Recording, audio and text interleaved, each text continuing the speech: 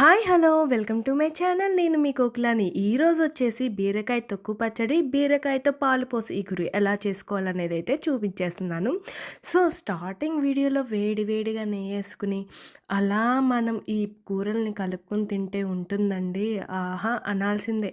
So కొన్ని కూరలు ఇలా వెజ్లో వేడి వేడిగా నెయ్యి వేసుకుని తింటే చాలా బాగుంటాయి. ఫస్ట్ అయితే మనం రెసిపీ చూసేద్దాం.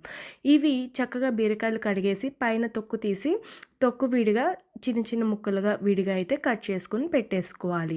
సో తొక్కు అనేది పచ్చడి చేస్తాము, ముక్కలు అనేవి కర్రీ చేసేస్తాం.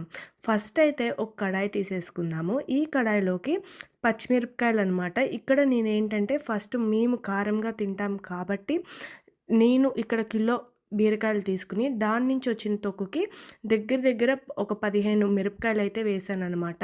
సో ఇవి బాగా ఇలా ఫ్రై చేసుకోవాలి. తగినంత ఆయిల్ వేసుకుని ఫ్రై చేసుకున్నా సరిపోతుంది. మీరు కనుక కారం తక్కువ తింటే పచ్చిమిరపకాయలు కొంచెం తగ్గించి వేసుకోండి. నెక్స్ట్ అదే కడాయిలో బీరకాయ తొక్కు వేసేసి మనం ఇక్కడ ఏమీ యాడ్ చేయవసరం లేదనమాట. లో ఫ్లేమ్లోనే చక్కగా వీటిని ఫ్రై చేసుకోవాలి.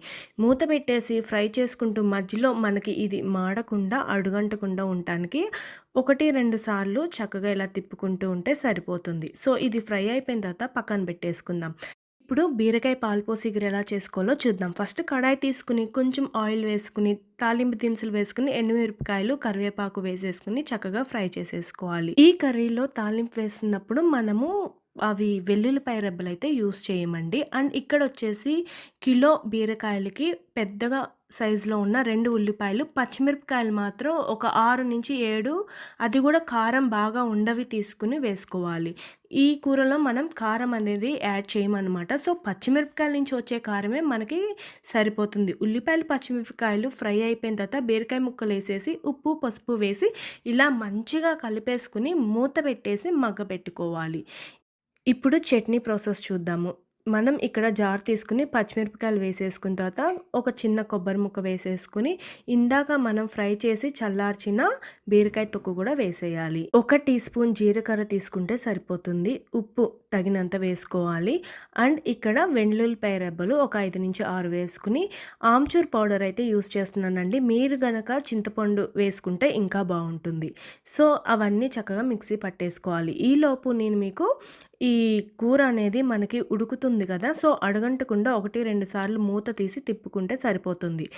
నెక్స్ట్ నేను చట్నీ అయితే ఇలా చక్కగా మెత్తగా రుబ్బేసుకున్నాను అనమాట. ఇప్పుడు దీన్ని మనం తాలింపు కూడా పెట్టుకుంటే చాలా బాగుంటుంది. ఇంకా నెక్స్ట్ మనకి కూర ఉడికిన తర్వాత పాలు అనేది పొయ్యాలన్నమాట. సో అది ఎప్పుడు పొయ్యాలి అనేది చూపిస్తున్నాను చూడండి. మనకి బీరకాయలో నీరున్నా పర్లేదు, కానీ బీరకాయ ముక్క అనేది ఉడకాలన్నమాట. సో పచ్చిగా ఉన్నప్పుడు పాలు పొయ్యవద్దు. చక్కగా మనకు ఆ బీరకాయ ముక్క ఉడికిపోయిన తర్వాత ఇలా పాలు వేసేసి బాగా కలిపేసి మూత పెట్టేసి ఒక పక్కన ఒక 10-15 మినిట్స్ చక్కగా బాయిల్ చేసుకోవాలి లో ఫ్లేమ్లోనే. ఒకవేళ హై ఫ్లేమ్లో ఉంటే మీరు మధ్యలో కొంచెం తిప్పుతూ ఉండాలి. చట్నీకి నేను ఇక్కడ చూస్తున్నారు కదా, ఆయిల్ వేసి ఎండుమిరపకాయలు అండ్ వెల్లుల్లిపాయలు వేసి తాలింపు దినుసులు వేసేసి కరివేపాకు అండ్ ఈ చట్నీలో ఇంగువ వేసుకుంటే చాలా బాగుంటుంది. అది కూడా వేసేసి కలిపేసుకోవాలి. ఇప్పుడు ఇది కొంచెం వేడిగా ఉండంగానే మనం చట్నీ చేసుకున్నది వేసేసి ఒక్కసారి బాగా కలుపుకుంటే దీంట్లో ఉన్న ఫ్లేవర్స్ అన్నీ మన చట్నీకి అయితే పడుతుందన్నమాట. ఇది అన్నంలోకి బాగుంటుంది అండ్ దోశల్లోకి కూడా బాగుంటుంది. మీరు తప్పకుండా ఈ చట్నీని ట్రై చేయండి. అండ్ నేను చెప్పిన విధంగా చేయడం వల్ల మీ ఇంట్లో అందరికీ నచ్చుతుంది. ఇప్పుడు కూర అయితే చూస్తున్నారు కదా, పాలు పోసిన తర్వాత 2-3 సార్లు నేను తిప్పుతూ ఉన్నాను అనమాట. ఇలా దగ్గరకు వచ్చిన తర్వాత మనకి కూర అనేది రెడీ అయిపోతుంది. ఇప్పుడు గ్యాస్ ఆఫ్ చేసేసి సర్వ్ చేసుకోవడమే. ఈ వీడియో మీకు నచ్చితే లైక్ చేయండి.